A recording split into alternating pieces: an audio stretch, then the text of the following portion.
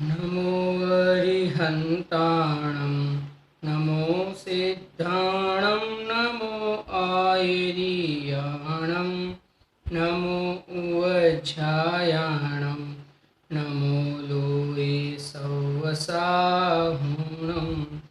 मङ्गलं भगवान् वीरो मङ्गलं गौतमो गणी मङ्गलं कुन्दकुन्दार्यो जैन धर्मोस्तु मंगलम सर्वमंगलमांगल्यं सर्वकल्याणकारकं प्रधानं सर्वधर्माणां जैनं जयतु शासनं जैनं जयतु शासनं। गुरु द्रागदेव शास्त्र गुरु भगवान की जय। समाधि मरण के ऊपर अपनी चर्चा चल रही है। विगत 2 दिनों से हमने देखा था, समाधि मरण का स्वरूप समझा था और ज्ञान ही आत्मा का शरीर है। ज्ञान के सिवाय आत्मा का दूसरा कोई शरीर नहीं है। ये सप्त धातुमय जो ये शरीर है ये आत्मा का शरीर नहीं है। ये जो शरीर है ये भी शरीर है लेकिन ये आत्मा का शरीर नहीं है, समझना। आचार्य देव कहते हैं कि ज्ञान शरीर ही तू है, ज्ञान के अलावा तेरे में कुछ नहीं है। इस प्रकार से हमने अब तक का विषय समझा था। इसके लिए जिस जीव को मृत्यु आती है, जिस जो जीव मृत्यु के समीप में आता है, वो जीव को ख्याल में अगर आ जाए कि मैं तो ज्ञान शरीर ही हूँ और ये शरीर का तो कभी अभाव ही नहीं होता है, ये ज्ञान शरीर का तो कभी अभाव ही नहीं होता है, और ये शरीर का अभाव हो तो भले हो क्योंकि ये शरीर तो मैं हूँ ही नहीं, ऐसा ख्याल में आने से शरीर के प्रति की बुद्धि छूट जाती है, शरीर के प्रति की ममता छूट जाती है। और जिस जीव को शरीर के प्रति की ममता छूट जाती है उस जीव को अपनी पर्याय में अचिंत्य आनंद प्रकट हो जाता है, असंख्य आनंद प्रकट हो जाता है। आप समझना। तो वो जीव अपने आप को मृत्यु के काल में भी जैसे आनंद आनंद का वेदन करता है, तो उसके लिए तो मृत्यु महोत्सव हो जाता है। और दूसरा, अगर बाहर में भी देखिए, हम देखें अगर बाहर में भी, तो बाहर में भी ये जर्जरित देह का अभाव होके अगर आप समाधि मरण रूप अगर मरण करते हो, तो कल भी हमने पढ़ा था कि अहमिंद्र आदि देवलोक में आपका जन्म होता है, देवलोक में जन्म होता है, अहमिंद्र आदि देवलोक में जन्म होता है, समझना। और अहमिंद्र में तो सभी इंद्र अपने अपने स्वयं के इंद्र है। वहाँ कोई सामानिक आदि जो देवों के जो भेद है, सामानिक प्रायासिक आदि जो भेद है 10, वो भेद वहाँ पे तो कोई है ही नहीं, आप समझना। तो इस प्रकार से वहाँ सब अपने अपने इंद्र है। वहाँ पे उनका उनके ऊपर कोई उनको ऑर्डर करने वाला, उनको आज्ञा देने वाला उनके ऊपर कोई नहीं है। वो स्वयं ही, समझना, अपने को आज्ञा भी देते हैं और अपनी आज्ञा में रहते हैं, स्वयं इंद्र है। तो इसके लिए आचार्य देव कहते हैं कि अगर ये जर्जरित देह का अभाव होके अगर तुझे वो उत्तम देह भी मिलती है, तो ये भी तो एक अच्छा कार्य हुआ। ये भी यानी बाहर में, समझना, अगर देह की ओर से सोचे तो भी ये वास्तव में फल तो आत्मानुभूति का है। आत्मानुभूति जिस जीव को हुई है, उस जीव को साथ में रहे हुए शुभ राग का जो ये फल है, तो अगर तुझे राग का फल की ही इच्छा है, तो राग के फल की इच्छा के अंतर्गत भी ये जो शरीर की तो जो पहले जो तुझे चाहना थी, उस अपेक्षा से भी वहाँ तो देवगति में अहमिंद्र का भव मिलने वाला है, समझना। तो वो भी तो उत्तम है। इस जर्जरित में रह के, ये दुखी दुखी रह के, इससे ममता करके दुखी होने से तो अच्छा है, समझना। तो हर अपेक्षा से, बाहर की अपेक्षा से भी और अंतर की अपेक्षा से भी, अंतर में भी असंख्यात आनंद, अचिंत्य असंख्यात आनंद जो आज तक नहीं लिया, वैसा अचिंत्य असंख्यात आनंद अंदर में भी वेदन में आता है। और बाहर में भी ये जर्जरित देह का त्याग होकर अहमिंद्र जैसे, समझना, वक्रीय वैक्रीय एक अद्भुत देह मिलता है, प्रभाव वाला देह मिलता है, और लंबे समय तक वो देह, समझना, साथ में रह सकता है, ऐसा देह मिलता है। तो वो भी उत्तम है, इसके मुकाबले तो उत्तम है। या जर्जरित देह में तो हम जिनेंद्र भगवान की पूजन आराधना करने में भी असमर्थ हो जाते हैं। जैसे कि बुढ़ापा आ जाता है तो सब इंद्रियां काम करनी बंद हो जाती है या शिथिल हो जाती है। तो हम, समझना, अपना चैतन्य स्वरूप की आराधना में तो शिथिल होते ही है, लेकिन बाहर में देवादिक की आराधना में, जिनेंद्र देव की आराधना में भी हम शिथिल हो जाते हैं। और वहाँ अगर अहमेंद्र आदि में अगर जन्म होता है तो जिनेंद्र साक्षात सामने जिनेंद्र परमात्मा की प्राप्ति होती है। अगर उस अंतरंग में भावना हो कि मुझे जिनेंद्र परमात्मा के दर्शन वगैरह और पूजन वगैरह करनी है और उसके माध्यम से अपने चैतन्य स्वरूप की आराधना करनी है, ऐसी जो अगर अंतरंग में ऐसी तीव्र झंकना हो तो वहाँ तो उसकी भी प्राप्ति होती है, समझना। तो हर तरीके से, हर प्रकार से इस जीव को वहाँ पे अनुकूलता है, अंतरंग की भी अनुकूलता है और बहिरंग की भी अनुकूलता है। तो अब ये वस्तु को, ये महोत्सव क्यों नहीं मनाया? अभी ये जीव के लिए तो महोत्सव हो जाता है। इस प्रकार से हमने मृत्यु महोत्सव, मृत्यु को भी महोत्सव किस प्रकार से कहते हैं, वहाँ पे हमने ये बात पढ़ी थी। अब आगे समाधि मरण उपकारक है, समझना। समाधि मरण ही एक उपकारक है। मरण के समय में अगर समाधि ग्रहण की तो वही उपकारक है, अन्य कोई उपकारक नहीं है। देखो क्या कहते हैं, सुदत्तम प्राप्यते यस्मात् दृश्यते पूर्वसत्तमे भुंजते सर्वेभं सौख्यम मृत्यु भीति कुतुसा सताम। हे मिलता इससे दिया दान फल पूर्व सुधी यह दिखलाते। हे भोग भोगते स्वर्गों के फिर सुजन मृत्यु भय क्यों खाते।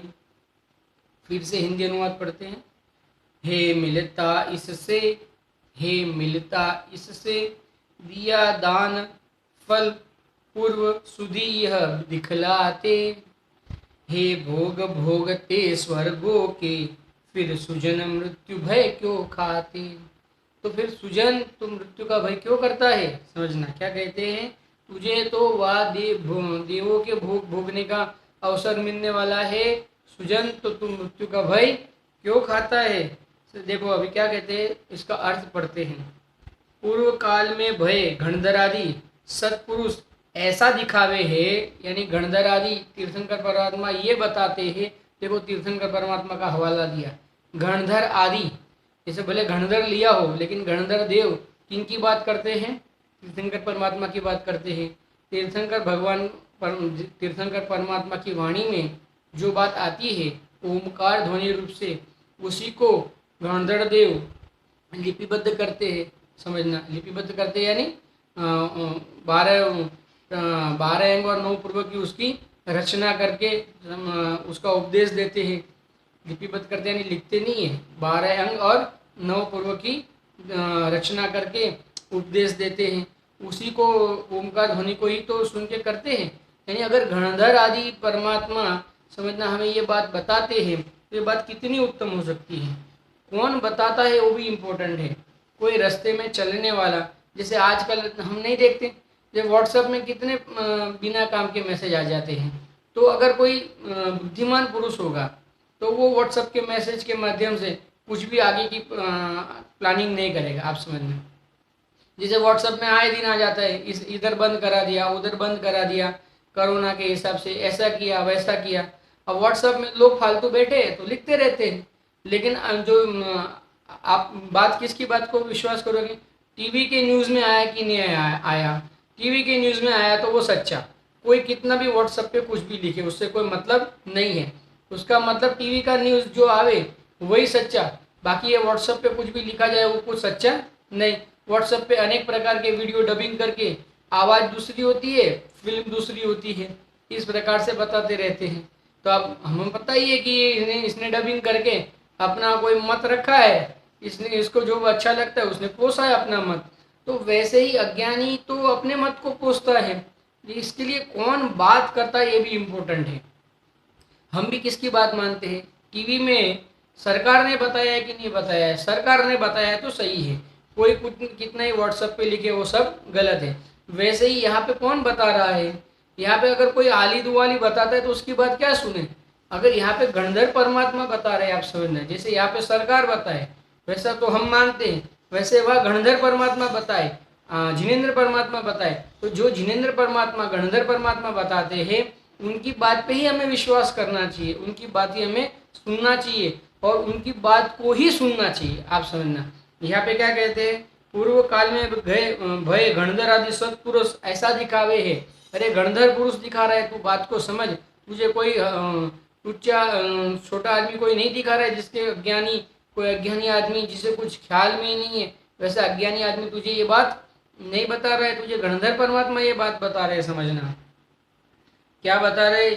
जिस मृत्यु ते भले प्रकार दिया हुआ फल पाए है और स्वर्गलोक का सुख भोगिए है, ताते सत्पुरुष को मृत्यु का भय काहे होते है। क्या कहा देखो, जिस मृत्यु के भले प्रकार दिया हुआ था फल पाइए और स्वर्गलोक का सुख भोगिए। स्वर्गलोक का सुख भोगना भाई तू, ताते सत्पुरुष के मृत्यु का भय काहे ते होय, क्यों प्रकार किस प्रकार से हो, नहीं होता है। देखो भावार्थ, अपना कर्तव्य का फल तो मृत्यु भय ही पाइए है। अपना कर्तव्य, हमने जो अभी तक जीव ने क्या कर्तव्य किया था, 12 प्रकार के अनुव्रतों का पालन किया था। ये जीव ने 6 आवश्यक पालन किया था। नित्य प्रतिदिन देव दर्शन, गुरु उपासना, स्वाध्याय, संयम, तप आदि में ये जीव परिणमा था। अब इस रूप जो इसने जो पूरा जीवन अपना जिया, उसका फल क्या कहते हैं, उसका सच्चा फल तो कब आएगा, मृत्यु के समय आएगा। क्योंकि कल भी मैंने ये बात बताई थी आपको, कि वास्तव में मृत्यु के समय में हमें अनादि से शरीर की समझना शरीर के संस्कार रहे हैं ना। जैसे मुनिराजों को भी पता है कि नहीं कि भोजन में सुख नहीं है, मुनिराजों को, और वो तो प्रत्येक अंतर्मुहूर्त में आत्मानुभूति करते, फिर भी सुबह एक समय भोजन लेने के लिए क्यों जाते हैं, समझना। क्योंकि वास्तव में शरीर के संस्कार पड़े हैं और उनको भी वहाँ अंतरंग में उनको शुद्धोपयोग के उसके लिए शुद्धोपयोग टिके रहे, उसके लिए अनुकूलता प्रदान हो, इसके लिए वो थोड़ा बहुत आहार ग्रहण करते। तो वहाँ शरीर के संस्कार है कि नहीं है, शरीर के संस्कार दिख रहे हैं ना, शरीर के संस्कार। तो वैसे ही शरीर के संस्कार हमें अनादि से है। इसके लिए क्या कहते हैं, ये जो शरीर के संस्कार है ना, इस शरीर के संस्कार के कारण से जब मृत्यु आती है तब वेदना भयंकर होती है। आप समझना, वो भयंकर वेदना के काल में ये जो स्वर पर का वेद ज्ञान अब तक तूने जो किया था, ये अणुव्रत आदि का जो तूने पालन किया था, जो 6 आवश्यक श्रावकों के थे या मुनिराजों के थे, उनका अगर तुमने पालन किया था, तो उसका वो जो अभी तक तो तुमने वो जो निरंतरता बनाए रखी थी ना, वो निरंतरता अब टूटती है या नहीं टूटती है, वो मुख्य है। मृत्यु के समय में उसका पक्का फल आता है। अब तक तो तुम्हारे बराबर था, समझना, लेकिन मृत्यु के समय में तुम उस बात से तुम छूट पाते हो या नहीं छूट पाते हो, ये इम्पोर्टेंट बात है। हमें लगता है कि ऐसा कैसा है, मृत्यु के समय में अगर आप उनसे छूट सकते हो तो वही आप छूटे ऐसा कहा जाएगा। आपने साधना तो पूर्ण जीवन भर की, और मृत्यु आते ही अगर आप डिग गए तो आपकी साधना क्या हो जाएगी, व्यर्थ हो जाती है। ऐसा हो जाता है, व्यर्थ हो जाती है। तो सच में तो मूल फल तो कब आता है, जब मृत्यु आती है। आप समझना, देखो अपना कर्तव्य का फल तो मृत्यु भय ही पाए है, समझना। जो आप 6 काय के जीवनी को अभयदान दिया था ना, 6 काय के जीवों को अभयदान दिया था आचार्य देव ने। 6 काय के जीवों की हिंसा में ये मुनिराज अपने आचार्य देव आदि नहीं प्रवर्ते थे, 6 काय के जीवों की रक्षा की थी, समझना। और राग द्वेष काम क्रोध आदि का घात करी, असत्य अन्याय कुशील परधन हरण का त्याग करी, परम संतोष धारण करी, अपने आप को अभयदान दिया, ताका फल स्वर्गलोक बिना कहा भोगने में आवे। 5 5 महाव्रत है ना, अहिंसा अचौर्य, जो 5 प्रकार के महाव्रत है ना, अहिंसा अचौर्य समझना, सत्य महाव्रत, वो 5 महाव्रत की बात की है यहाँ पे। 6 काय के जीवों की हिंसा नहीं करना यानी अहिंसा महाव्रत। फिर राग द्वेष काम क्रोध आदि का घात करना यानी उसको पहले अपना माना था, चोरी की थी, वो तो पर के थे, पर द्रव्य के आश्रय से उत्पन्न हुए थे, फिर भी उसको अपने माने थे। तो क्या किया था, चोरी की थी, चौर्य महाव्रत धारण किया। फिर क्या किया, फिर उसका घात करी क्या किया, सत्य का ग्रहण किया यानी सत्य महाव्रत धारण किया। कुशील परधन हरण का त्याग किया यानी अपरिग्रह और ब्रह्मचर्य। इस प्रकार से 5 महाव्रत का इस जीव ने पालन किया है अब तक, समझना। उसका फल, ये जो 5 महाव्रत है ना, उसका फल कब आएगा? उसका फल कब आएगा? मृत्यु के काल में आएगा। देखो, संतोष धारण करी, आपने को अभय दान दिया था, स्वयं को अभय दान दिया था इस जीव ने। ये वास्तव में हम पर जीवों की अहिंसा रूप जब प्रवर्ते हैं ना, तब हम पर जीवों को अभय दान नहीं देते, तब हम किसको अभय दान देते हैं? अपने स्वयं को अभय दान देते, क्योंकि हमने उसमें जीव समझा ना। अब उसमें जीव है, जिनेंद्र परमात्मा में जीव है, उस जीव में जीव है, इस जीव में जीव है। तो हमने अब तक इस जीव को जीव नहीं माना था, तो इस जीव को जीव नहीं मान के हमने इस जीव का घात किया था। अब हमने इस जीव को क्या किया? अभय दान दिया, यानी अब हम अमर भय कभी ना मरेंगे। आते हैं ना, अब हम अमर भय न मरेंगे, चिदानंद पान करेंगे, अब हम विषयों में नाही डुलेंगे, चिदानंद पान करे। तो अभयदान दिया ना हमने अपने आप को, हमने स्वयं को अभयदान दिया। आप समझ, हम अगर किसी जीव की रक्षा करते तो वह तो उसको, उसकी अगर रक्षा होनी है तो होती है, और नहीं होनी है तो नहीं होती है। उसकी अगर आयु कर्म का क्षय नहीं हुआ हो तो आपके कोई भी प्रयास के हिसाब से भी वो बच नहीं सकता, और अगर उसका आयु कर्म का क्षय हो गया हो तो कोई भी हिसाब से बच नहीं सकता। और उसका अगर आयु कर्म मौजूद है, लंबे काल तक रहने वाला है, तो आपके कोई भी प्रयास से वो मर नहीं सकता। तो बाहर में उसका जीना मरना तो उसके आयु कर्म के अधीन है, लेकिन उस समय आपने जो भाव किया ना, उससे आपने क्या किया? स्वयं को अभय दान दिया। पर जीवों की हिंसा नहीं करने में स्वयं को अभयदान देना होता है, असत्य नहीं बोलने में स्वयं को अभयदान देना होता है, चोरी आदि नहीं करने में स्वयं को अभयदान देना होता है। आप समझना, हम ये जो भी क्रिया करते ना, उससे दूसरे में कुछ नहीं होना है, उससे किस में होना है? अपने स्वयं में होना है, अपने स्वयं को अभयदान मिलता है। समझना, क्या कितनी गजब बात कहते हैं। हम तो ये मानते हैं हमने उसकी हिंसा नहीं की, हमने उसकी हिंसा नहीं की। अरे उसकी हिंसा नहीं तूने तेरी हिंसा नहीं की, उसकी हिंसा से बच के तूने तेरी हिंसा नहीं की, नहीं तो तेरे स्वरूप की हिंसा हो जाती, तेरे स्वरूप का घात हो जाता। स्वरूप का घात होना यानी स्वरूप की शक्तियों का उत्पन्न नहीं होना। स्वरूप में तो ज्ञान है, आनंद है, शांति है, प्रभुता है, इन शक्तियों का प्रकट नहीं होना, ये स्वरूप का घात है। क्योंकि घात उसको भी कहते हैं, प्रकट नहीं होने को भी घात कहते हैं। आप समझना, जिनागम में एक परिभाषा ऐसी है कि प्रकट नहीं होने को भी घात कहते हैं। तो ये अपने में अनंत शक्तियां है ना, वो प्रगति नहीं ना, प्रगट हमने हमने उसका अनुभव नहीं किया ना, हमने उसका संवेदन नहीं किया, हमने उसका वेदन नहीं किया ना, तो उसका मतलब क्या होता है? वो शक्तियों का घात किया, हमने उन शक्तियों का क्या किया? घात किया। तो इस प्रकार से पंच महाव्रत का जो हमने आज तक पालन किया था, उसका फल तो कब आएगा? मरण के काल में आएगा। क्योंकि वहाँ पे हम जो जैसे वहाँ पे उपसर्ग आवे, परिशेषण करने के भाव आवे, तो उन भावों से हम न डिग के हम अपने स्वरूप में रहे और अपने स्वरूप को अभयदान दे। अगर हम उस समय डिग गए तो जो स्वरूप को अब तक अभयदान दिया था वो सब कैसा हो जाएगा? व्यर्थ हो जाएगा। देखिए क्या कहते हैं, अभयदान दिया था का फल स्वर्गलोक बिना कहाँ भोगने में आए, उसका फल तो स्वर्गलोक में मिलेगा। और कहाँ भोगेगी ये जीव? कहाँ भोगेगा? देखो, सो स्वर्गलोक तो मृत्यु नाम मित्र, स्वर्गलोक को तो मृत्यु नाम मित्र के प्रसाद से ही पाइए है। तो स्वर्गलोक को मृत्यु नामक मित्र के समझना, उसके कारण आपने पाया है। मृत्यु तो मित्र है, समझना, मृत्यु शत्रु नहीं है। हम जगत पूरी मृत्यु को शत्रु कहती है, और यह जिनेंद्र परमात्मा मृत्यु को मित्र कहते हैं। क्यों मित्र कहते हैं? क्योंकि वही एक काल ऐसा है कि अगर तूने अपने आप को अभयदान दिया तो क्या होगा उसका फल?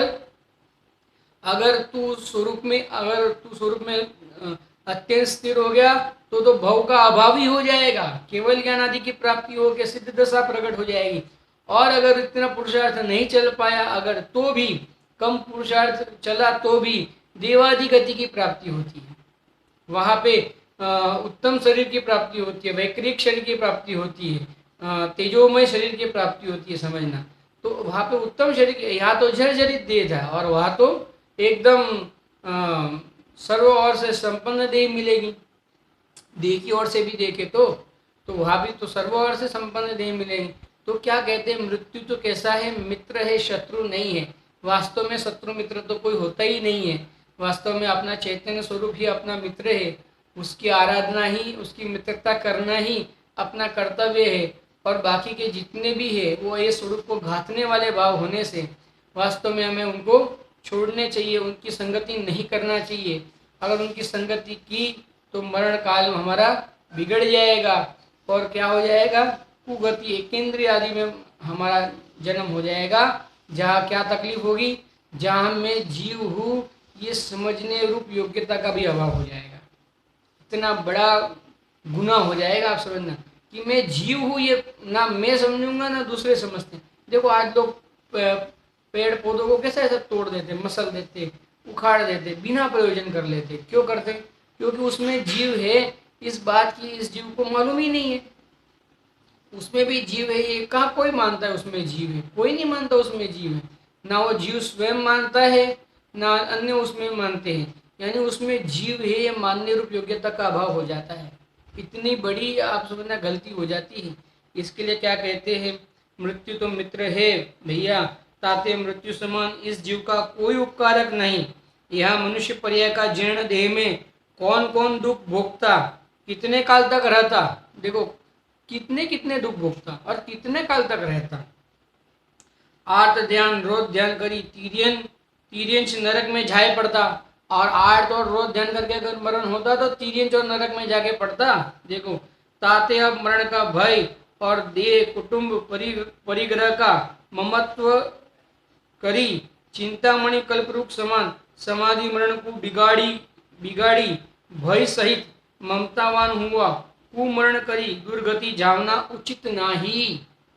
ये उचित नहीं है कुगति कर कुमरण करके क्या करना, किस प्रकार से कुमरण करना, देहादि कुटुंब परिवार का उससे ममत्व करना। हमारे पास जो धनादि का सहयोग हुआ है उनसे उससे ममत्व करना, उसके ममत्व सहित आर्त रोध ध्यान से अब मेरा क्या होगा, ये मेरा धन चले जाएगा आदि आर्त रोध ध्यान करके मरण करना। तो ये मरण कैसा है, कल्पवृक्ष समान जो है हमें ये भव मिला था। कल्पवृक्ष किसे कहते, वांछित इच्छा को जो पूर्ण करे उसको कल्पवृक्ष कहते हैं।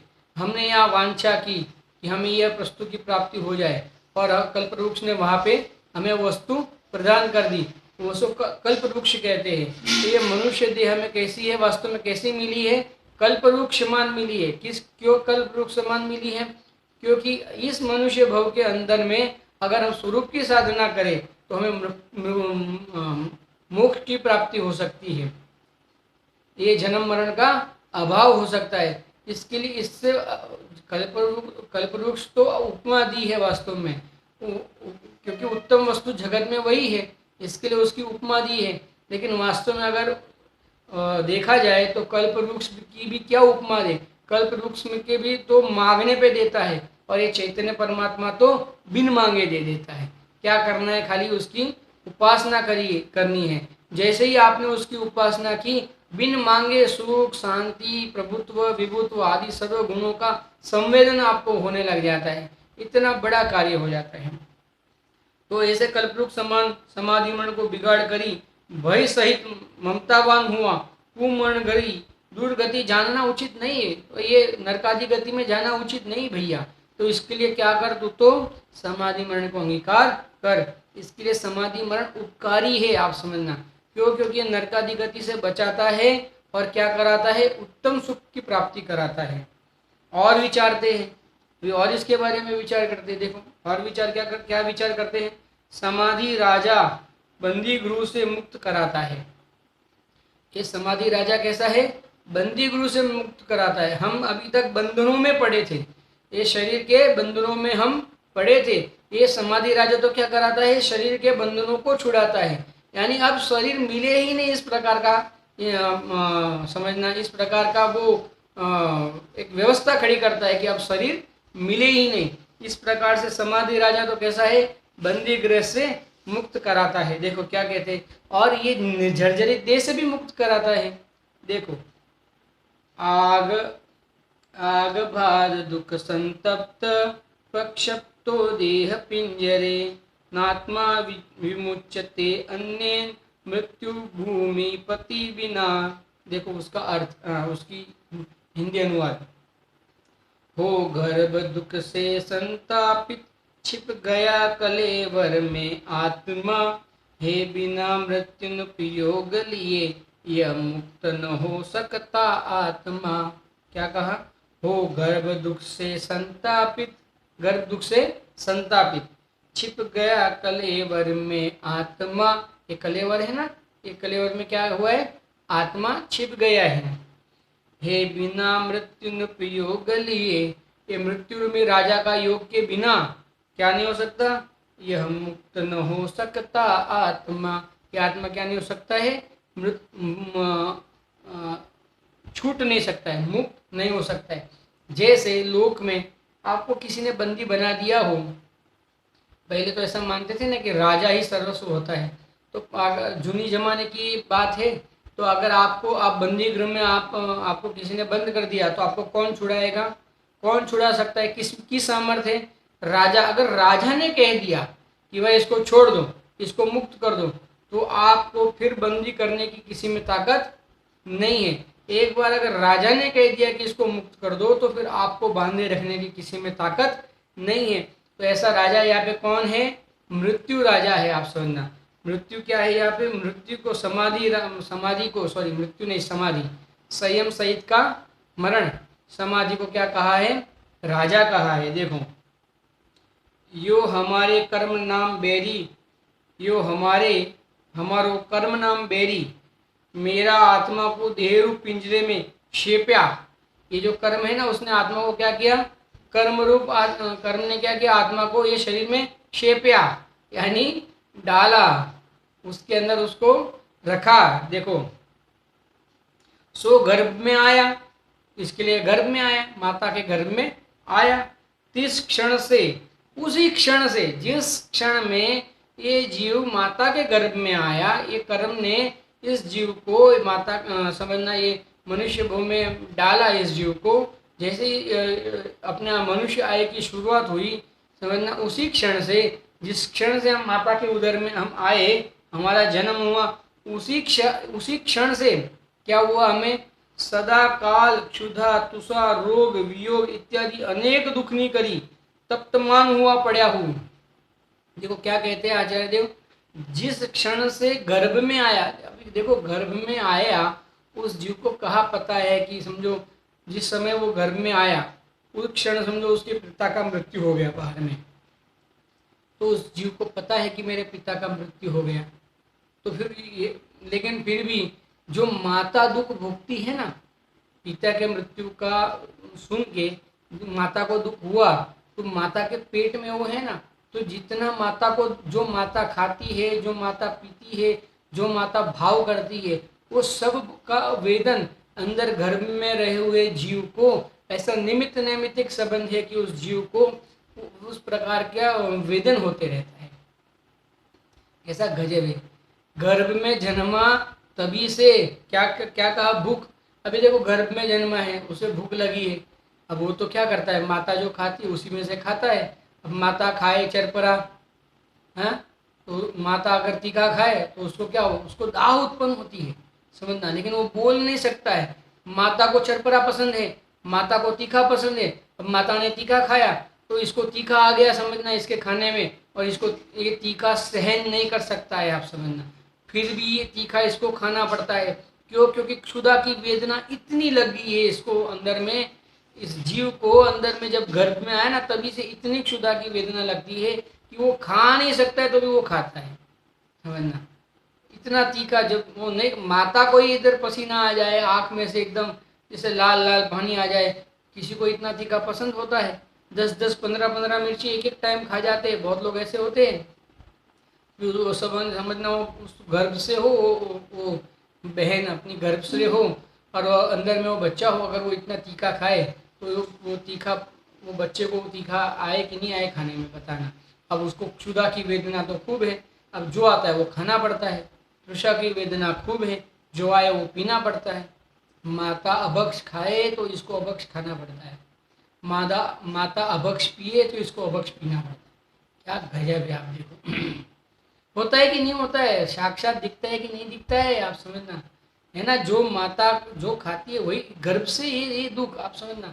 बाहर आते ही भूख प्यास, क्या क्या नहीं है, कसाय, ये भूख प्यास मिटाने के लिए व्यापार आदि करेगा, आएगा इसी में आएगा, व्यापार आदि करेगा, उसके अंदर कलह करेगा, झगड़ा झगड़ा करेगा, अंदर अंदर झगड़ा करेगा, मारा मारी करेगा, इतना कलह कर देगा। देखो आएगा, देखो हम पढ़ते उसको।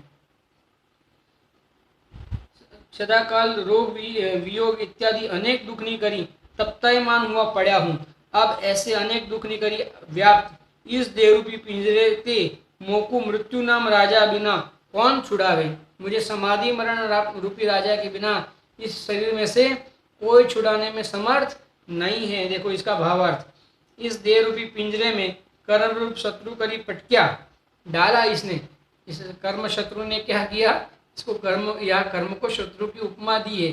कर्म शत्रु होते नहीं है, लेकिन अब हमें संसार में भमाने में, हम एक तो हमारे ये भाव कर्म, हमारे जो मोह राग द्वेष आदि भाव कर्म, और उसके निमित्त से बाहर में बंधने वाले द्रव्य कर्म, ये दोनों को यहाँ पे क्या डाला है, शत्रु की उपमा दी है। क्योंकि हमें भटका रहे हैं, हमें वास्तव में वो हमें दुखी नहीं कर रहे हैं, हम अपने स्वरूप को भूल के दुखी हो रहे हैं। लेकिन हम अपने स्वरूप को भूल के दुखी हो रहे हैं, उस काल में बाहर में क्या हो रहा है उसकी बात यहाँ पे कर रहे हैं। देखो, इस शरीर रूपी पिंजरे में कर्म रूप शत्रु करी पटक्या, मैं इंद्रियनी के अधीन हुआ। मैं क्या हुआ, ये इंद्रियनी के, क्योंकि मैं वर्तमान में कल भी लिया था, कौन सा ज्ञान है, 5 इंद्रियों और 6ठे मन के माध्यम से हमारा ज्ञान प्रवृत्ता है। तो हम क्या हो गए, क्योंकि अगर आत्मा की ख्याल नहीं हो तो वो क्या हो गया, इंद्रिय के अधीन हो गया। आप समझना, इंद्रिय के अधीन हुआ, नाना त्रास सहू हूँ, और मैं नाना त्रास सहन कर रहा हूँ। नित्य ही क्षुधा और तृषा की वेदना त्रास देवे है। नित्य ही क्षुधा और तृषा की वेदना क्या करे है, त्रास देवे है। और शास्ती श्वास उच्छ्वास की पवन का खींचना और काटना, और समझना ये बार बार सांस लेना छोड़ना लेना छोड़ना।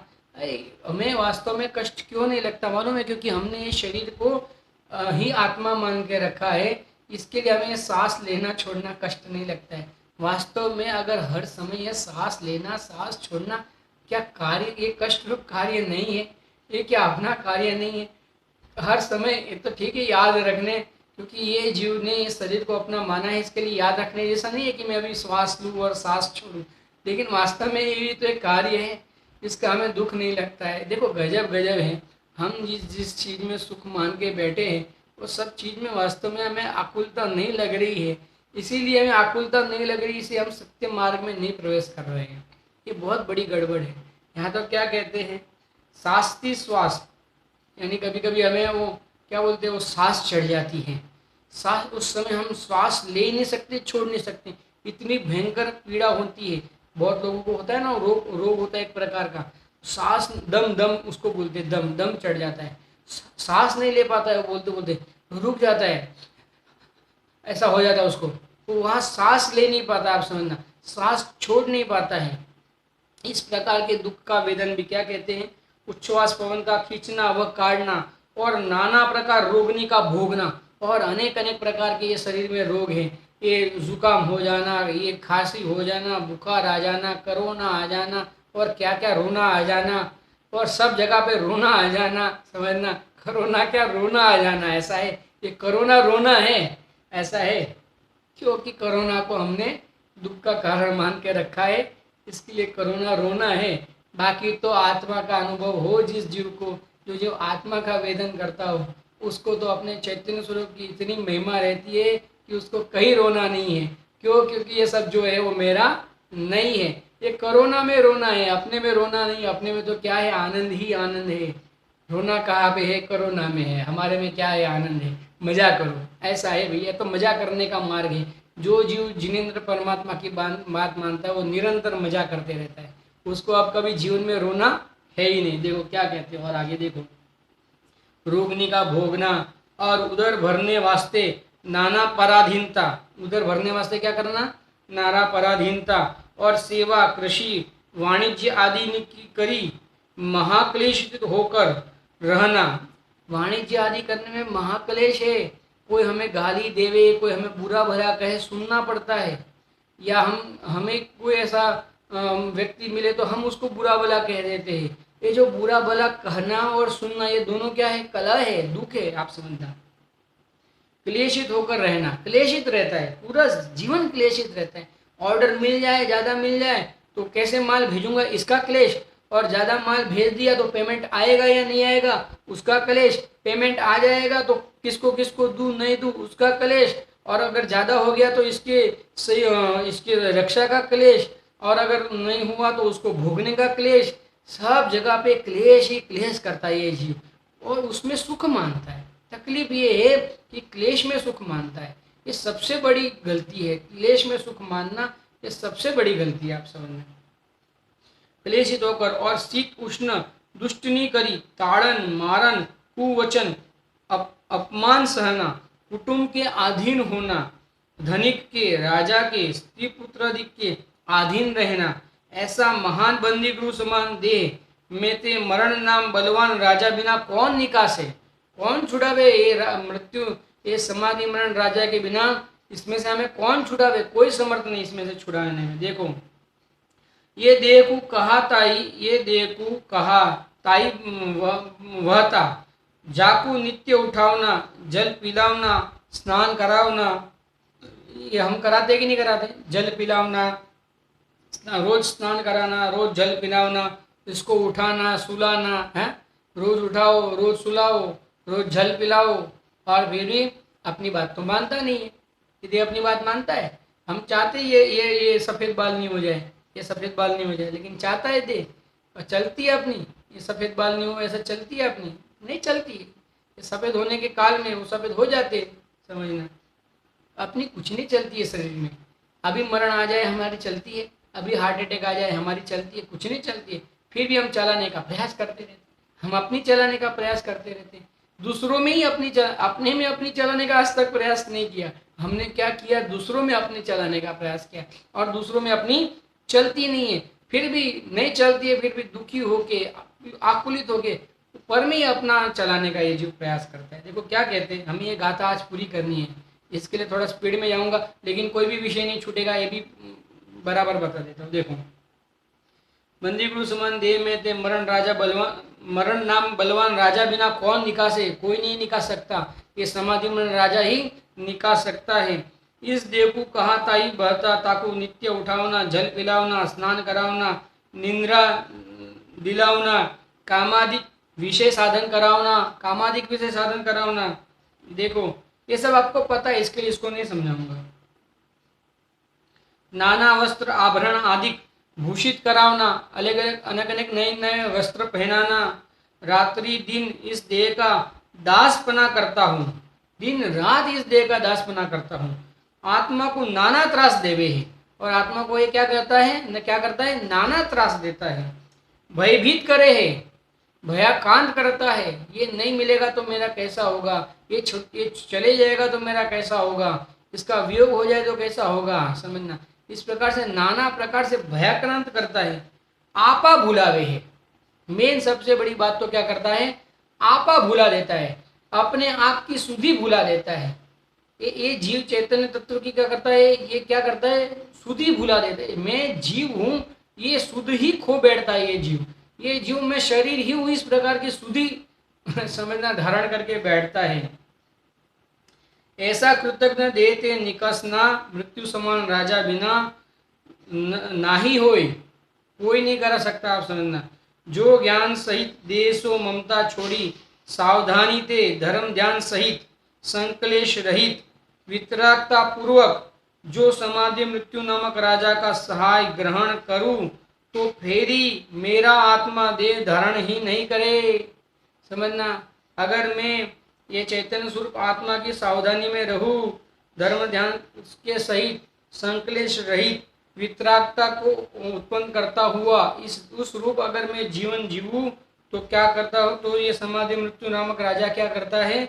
सहायता ग्रहण करता। और इस मृत्यु नामक राजा की अगर सहायता ग्रहण करूं, इस समाधि राजा की अगर सहायता ग्रहण करूं, तो क्या होगा, फिर ये देह धारण करी, देह धारण ही नहीं करे तो फिर तो ये देह धारण ही नहीं करे, फिर कभी जन्म मरण होवे ही नहीं, दुखनी का पात्र नहीं होए और दुखनी का पात्र भी नहीं होए। समाधि मरण नाम बड़ा ज्ञान मार्गी राजा है, मोकू मोही का शरण हो, मोकू याही का शरण हो।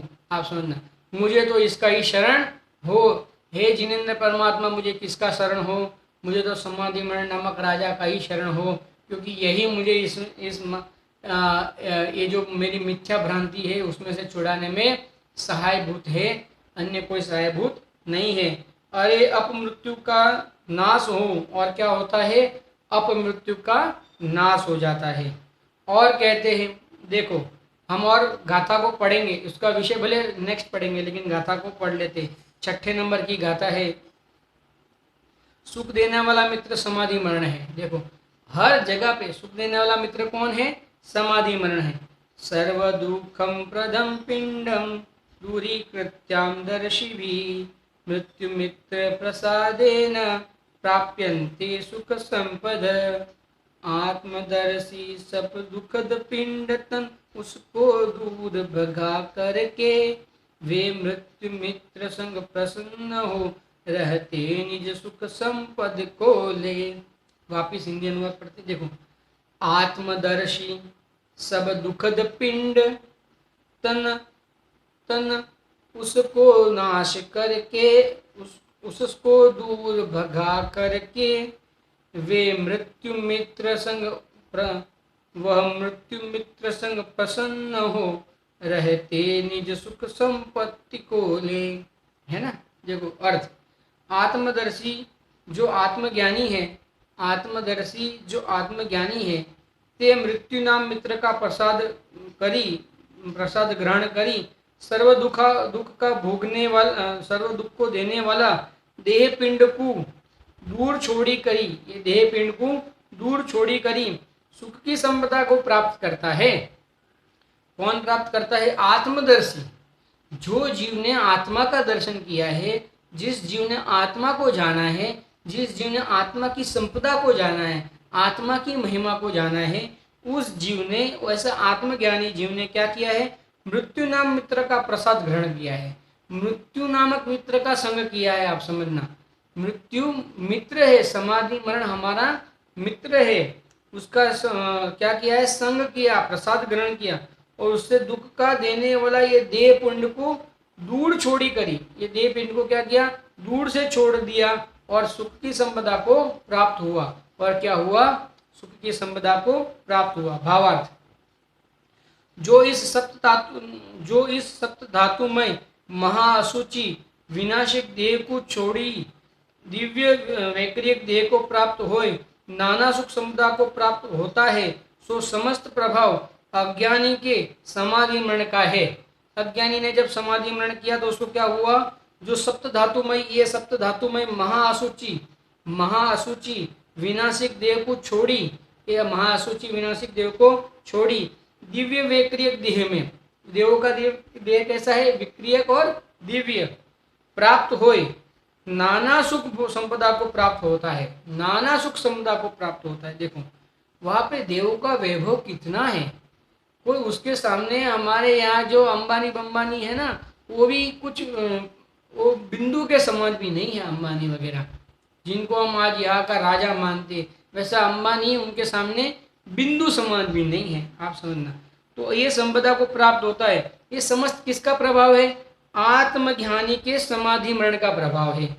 एक तो आत्मज्ञानी के और दूसरा समाधि मरण का प्रभाव है। समाधि मरण समान इस जीव का उपकार करने वाला कोई नहीं है, समाधि मरण समान इस जीव का उपकार करने वाला कोई नहीं है। आप समझना, इस जीव का अगर कोई उपकार करने वाला है तो कौन है, समाधि मरण ही है, अन्य कोई इस जीव का उपकार करने वाला नहीं है। इसके लिए हम वर्तमान में इस संयम को अंगीकार करें, 12 प्रकार की अणुवृत्तों को अंगीकार करें, और उसको अंगीकार करते हुए आत्म साधना के पूर्वक जब मरण काल आए तब नियम से समाधि मरण ग्रहण करके हम भी ये जन्म मरण का अभाव करें।